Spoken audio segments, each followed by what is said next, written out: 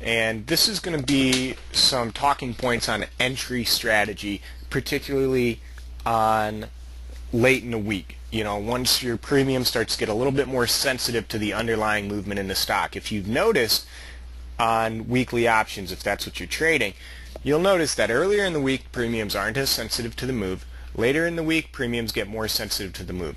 The reason for that, there's a lot of things, but number one, you get closer to expiration. Closer to expiration you are typically, the less premium there is, so the bigger or smaller the move in the underlying asset, which is the stock I'm trading, then the bigger or smaller the move in the contracts that I'm trading. So later in the week, you know, my entry strategy is very, very important. It's always important, but later in the week especially.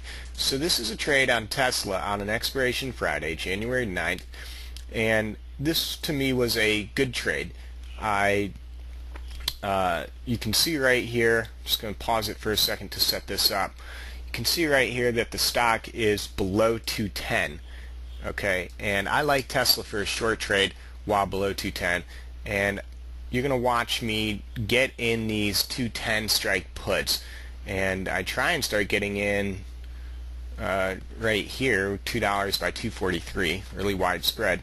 Ultimately I end up getting in close to $3, but I want you to what I want you to pay attention to here is the fact that I don't average down, I average up, and I take my entry as the stock is moving.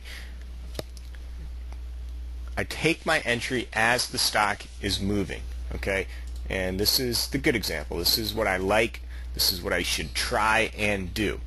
So you can see here I'm messing with my limit price here, trying to figure out an entry. Stock starts backing away from 210, breaks 209, and pressuring 208. So I start raising a bid now. Once it can't get back above 209 here, it starts to become clear to me that it is indeed going to be going lower.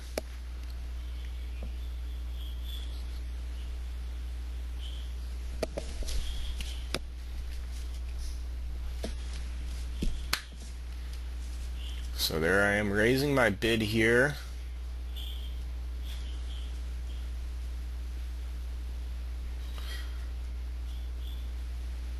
Placed a bid at 263, right? So I'm sitting here, stock's starting to move lower, it's making a new low right here. So I've placed my bid. I end up getting in at 286 because I like the action, and it's working in my favor right away. As soon as I enter, I'm in at 286, the stock's staying down on its low. You're going to see it when it makes a new low here. I'm going to add another contract, but not until it makes a new low do I add another contract to increase my size.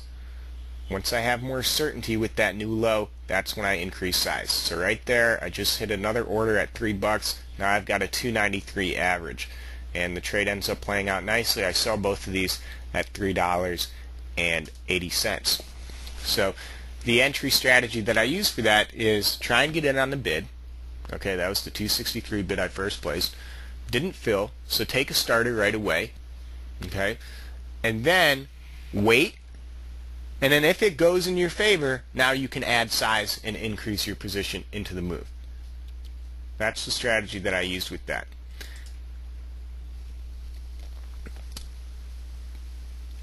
So that's one entry point strategy. I want to show you another entry point strategy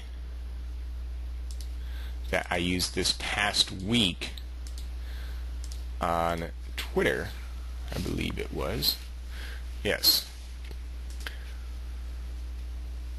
So I like that entry point. I like that entry point strategy. You know, I liked what I was doing there. So to set this up now, Twitter was gapping down. This is Wednesday, this past Wednesday, the 28th, and you can see Twitter's gapping down 1%. And I've got my eye on the 40 strike puts going into the day. And to me, you know, I like this because Twitter's breaking down below its previous day's low. So pre-market, I'm already talking bearish, saying, hey, I want a short trade on Twitter. I want a short trade on Twitter if it stalls at 38.50. If it is struggling to get above 38.50, I like a short trade. and this is this past week's low. This was Tuesday's low, was around 38.50. So that's kind of where I was getting the reference point from. And Twitter's on the lows here pre-market, so I'm feeling really bearish on Twitter. I'm feeling pretty aggressive. And what you're going to notice is the first 1-2 minutes of the day, I think even maybe the first 30 seconds here, we'll see, I'm going to start buying these 40 strike puts. So you can see Twitter opened up around 38.50s. I haven't done anything yet. I'm kind of waiting, seeing what does this reaction around 38.50 look like. And it's this move right here. It's about to dip below 38.50 pretty much instantly.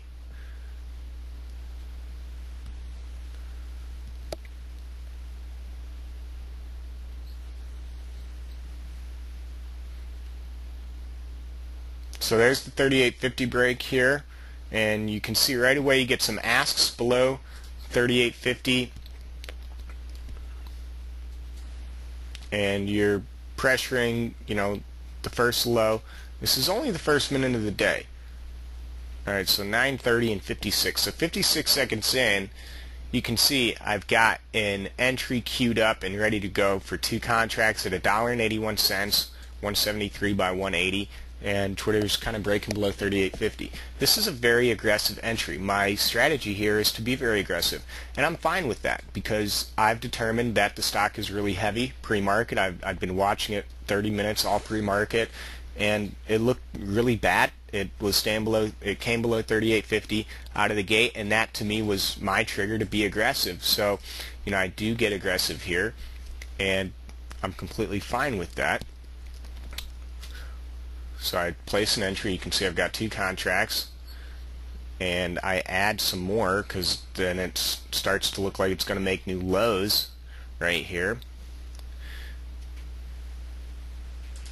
So at this point right now, just pause it for a second. 9:31 and 15 seconds. So 80 seconds into the day, I've taken 4 contracts, which is a decent sized position for me and what I usually do with my account at this time. So I'm in at $1.82 on these 40 strike puts. Chosen an aggressive strategy as it came below 38.50 and it's kind of testing the low. I'm looking for a break. Volume's really high out of the gate, so all things are good. Now I want you to watch what happens here, and I want you to see my reactions because I get caught for a moment as Twitter's going to bounce back above 38.50 really hard, and you can see my premiums go down into the 160s. And I'm kind of in a bad spot right here, down 10% in the blink of an eye. And what I like is I don't average down right here. I kind of wait and see. I don't freak out either. I'm at a 10% loss, 15% loss. I give it a second to see what does it do here around 38.70s. It just made a good bounce, but what does the reaction look like? Does it get sold into? So I kind of take a wait and see approach. What I want to point out though is look at my limit price. It's in at 151, okay? And look at where my cursor is. My cursor is over my sell to close button. So that tells me I'm ready to stop out. And just seeing that here on the film, that makes me feel good. I'm prepared. I'm being defensive. I'm conservative. After taking an aggressive approach, I'm ready to now be conservative and limit my losses. I don't have my finger over the BTC button trying to average down when the position isn't working out. And at the same time, I'm not reacting right away in the blink of an eye and just taking a loss. I give it a little minute or two to see what happens here. And if I had the sound playing, you could actually hear me say, I'm going to give it a second here to see what happens in these 38.70s. And what you're going to see happen is it's going to make a hard move back down. Comes right back down into the 60s, widespread. You've got a 62K ask that pops up.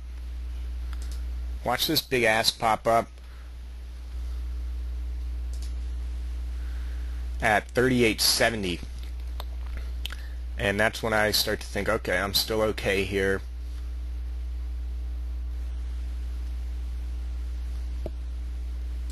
You see that? 62K on the ask by NSDQ, biggest size, And here I am 159 by 167. At this point I'm thinking in my head, alright, if this thing backs off, my premium's going to come back really quickly and I'll be fine. So still okay with my entry and everything.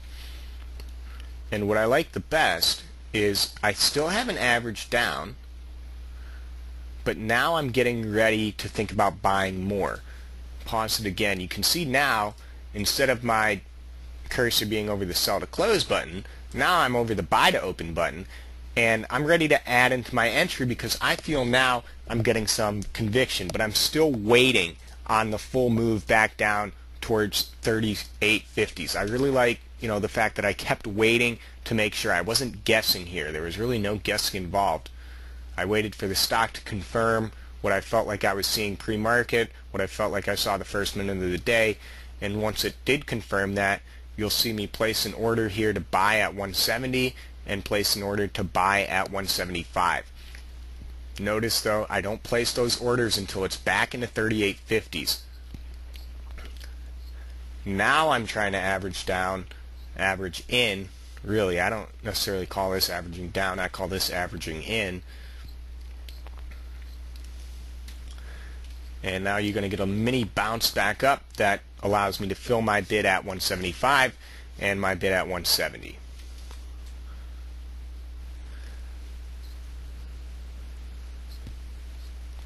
Okay, so now I've got my full position.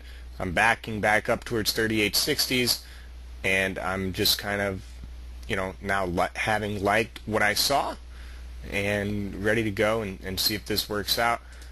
And ultimately Twitter ends up going down towards 38 bucks, and it does work out. So the things I liked about that is I was aggressive right away, which was what I believed in, but once I was proven wrong right out of the gate, I didn't force myself on the trade and try and get more. I waited until the stock started proving me right again, and then I added to my position. So those to me are good entry point strategies, how I acted on those. So I've showed you two good ones now, so now maybe you're going to see a pretty bad one here, but just like you can learn from the good, you can learn from the bad. I do always recommend watching more good than bad though. So this is just from Friday, 2 days ago, and I want to point out some of the things here. Let me get to the footage first though. Okay, so this is I'm watching Netflix, and there's some differences here. So a little bit different time in the day, 9:45. Okay, remember my Tesla setup was below 210. My Twitter setup was relative to 38.50, right? And both of those had kind of triggered themselves. They'd shown me something, and I felt, that price action supported my entry. Well, here on Netflix, and the other thing I'll say is, I felt like with Tesla and Twitter, the ones I just showed you, I felt like there wasn't much guessing involved. I didn't think I was guessing. I always try to avoid guessing when I enter. So right here, you're going to see a trade where there is a lot of guessing involved, and you can probably guess it doesn't work out too well. So I'm watching Netflix. I'm watching the 445 calls, 235 by 273. What I liked about Netflix, or at least what I thought I had liked, is it came above 445, which was around level to me, and now I was looking to see if it could hold above 445, and that was going to be my entry point. That was going to be my execution point, and the setup on my trade. 445, you can see the previous day, clear resistance in the afternoon. So that's my setup. But I want you to watch when I start entering Netflix. It doesn't line up with my idea here, and that's how I know I was just doing too much guessing. So you'll see on these 445 calls, you'll see me place a bid. Even though the stock's below 445, I'm going to place a bid here at like 240s or something.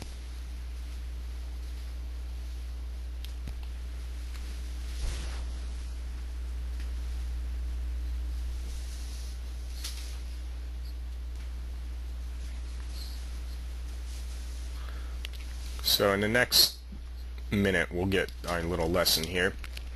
So stock's kind of hanging out below 445, and I mean, just not really sure in hindsight what I was seeing here. I typically don't like buying at a level like this because you don't know if it's going to go above 445. I'd rather buy on a hold above 445 when I've seen it get commitment above that level. But here I go. So I start adjusting down. You can see placing a bid at 243 here as the stock's below 45 still. So just not sure why I did that. And then I raise a bid. I get really aggressive here. I placed a bid at 245, and then I just placed another bid at 260. Granted, the stock's a little bit closer to 45, but we still don't have any bids above 45. We've got an ask below 45.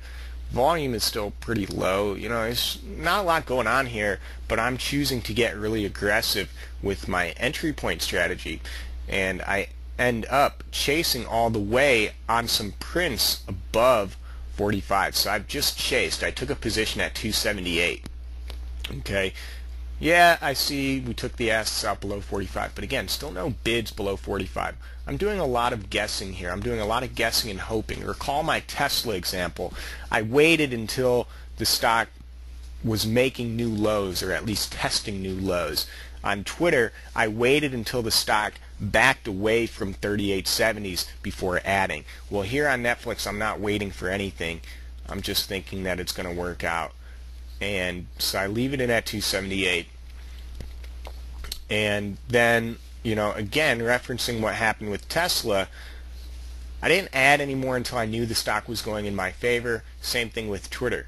Well, here on Netflix, I've left my bids in at 260 and 245. So I'm just going to pause this for a second to talk about how stupid this really is, because I've guessed once that it's going to get a 45 breakout. That's why I chased in and took the 278 position. But if you think about it, why am I leaving a bid in at 260 and 245? The only way those bids are going to fill is if Netflix doesn't break out above 445 right here. Well, if it's not going to break out above 445 right here, then why the hell did I chase at 278? You see what I'm saying? Just doesn't really make sense. And this is just bad entry point strategy, and ends up being really bad entry point execution, because what's going to happen is Netflix is going to back away from 445, and I'm going to fill both of these positions at 260 and 245. So now, unlike Twitter where I waited until the stock confirmed what I was doing to average down, now I've averaged down at 245 from a 278 entry. I'm averaging down at a 12% loss without the stock making me feel good. I'm just doing a lot of guessing here. So here comes the back away from 45.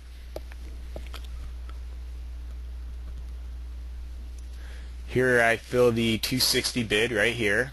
Okay, now I fill 260. Now I'm just sitting on the 245 bid. Again, don't know why I'm adding a position that hasn't confirmed anything to me. Tesla, Twitter, I added once I got confirmation. And here I'm just kind of hoping for confirmation. I'm taking a shot in the dark, and you can see now I filled the 245. Now I'm just in an awful spot. All right, and I'm not going to show this whole trade. I'll fast forward. You can see though, 10 minutes later, now my premiums are down to $2. I've got a 261 average because I averaged down. I'm down $120. And this just didn't end well. I ended up taking like a 35% loss on these. Okay, so the contrasts in this entry point on Netflix between the entry point strategy on Tesla and Twitter, hopefully they're apparent to you guys. And this is the type of stuff that I go back and look at with myself with my trades to see, okay, what did I do well, what did I do poorly? And it makes it pretty easy to understand why I had a shitty trade on Netflix on Friday and why I had really good trades on Tesla and Twitter in the previous trades I showed you. And it makes it easier to deal with them. I'm not as upset because I look at this and I kind of think it's funny because it's like, okay, that was stupid. So just make sure you're going back and looking at your stuff, looking at your entry point strategy. How are you taking your positions on your winners versus how are you taking your positions on your losers? Because if it's anything like mine, you will notice a difference You know, some losers you'll just lose, you know, because you took an entry at what you thought was a good spot and it just didn't work. But a loss like the one I just showed you on Netflix is really due to the careless execution more than it is, you know, being wrong